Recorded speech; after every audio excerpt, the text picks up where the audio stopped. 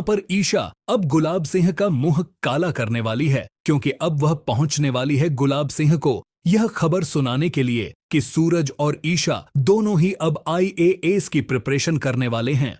लेकिन अब आने वाला एपिसोड बहुत ही खतरनाक और यूनिक होने वाला है। वो इसलिए होने वाला है क्योंकि अब जो गुलाब सिंह है उसी ने अनिल की जमानत करवाई है और अनिल को बाहर निकलवाने वाला वही शख्स है। इसीलिए तो अनिल अब एक पालतू कुत्ते की तरह काम करने वाला है गुलाब सिंह के। गुलाब सिंह जैसा जैसा कहेगा अनिल वैसा वैसा ही करेगा। और अब तो अदिति भी अनिल के साथ चली गई है, तो यानी कि अब कमजोर कड़ी सूरज की आ गई है सीधे अनिल और गुलाब सिंह के हाथ में। इसीलिए अब गुलाब सिंह अनिल को कहने वाला है कि वो अब प्रेशराइज करें और ब्लैकमेल करें अब सूरज के परिवार को कि वह यह IAS की प्रिपरेशन जो सूरज कर रहा है वह पूरा प्लान कैंसिल करवाए।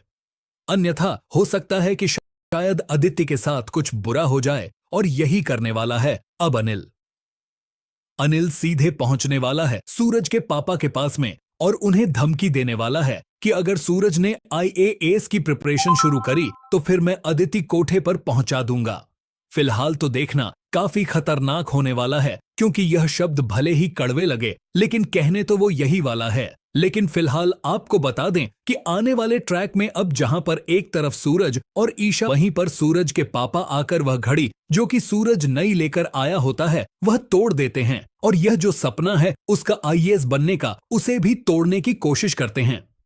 वह कह देते हैं कि तू IAS नहीं बनेगा। अब सूरज इस बात से हैरान है कि पापा उसके पहले उसे IAS बनाना चाहते थे, इस बात से नाराज थे। अब वो नहीं बनाना चाहते, इस बात से नाराज हैं। आखिरकार वह चाहते क्या है? इस बात से फिर से एक बार सूरज और उसके पापा के बीच में गर्मा गर्मी होने वाली है।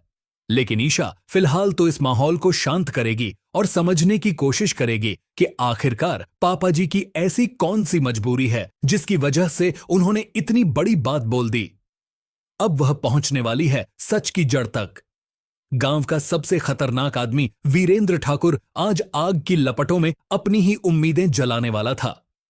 सामने रखी थीं वो सारी मोटी मोटी किताबें जिनसे उसका भतीजा आर्यन अफसर बनने का सपना देख रहा था। इसी वक्त खुशी खुशी नेहा और आर्यन वहां पहुंचते हैं।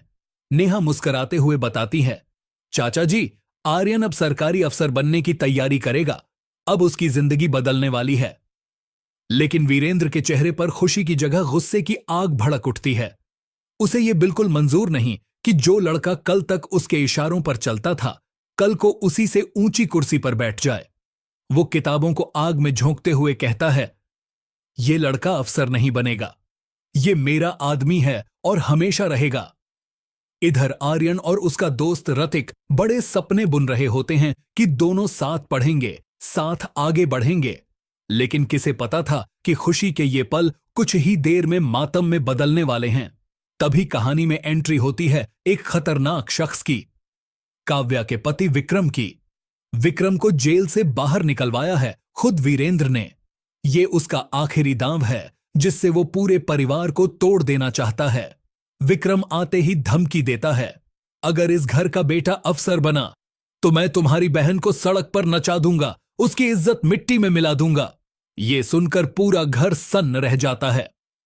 आर्यन अपनी बहन के लिए सब कुछ छोड़ने को तैयार हो जाता है। वो सोचता है, अगर मेरे सपने से मेरी बहन की जिंदगी बच सकती है तो मैं ये सपना छोड़ दूंगा। लेकिन नेहा इतनी आसानी से हार मानने वाली नहीं है। वो सीधा वीरेंद्र के सामने खड़ी होकर कहती है, आपने बहुत चालाकी से खेल खेला है, लेकिन ये मत समझिए कि हम डर जाएंगे। अब आर्यन भी चुप नहीं रहने वाला।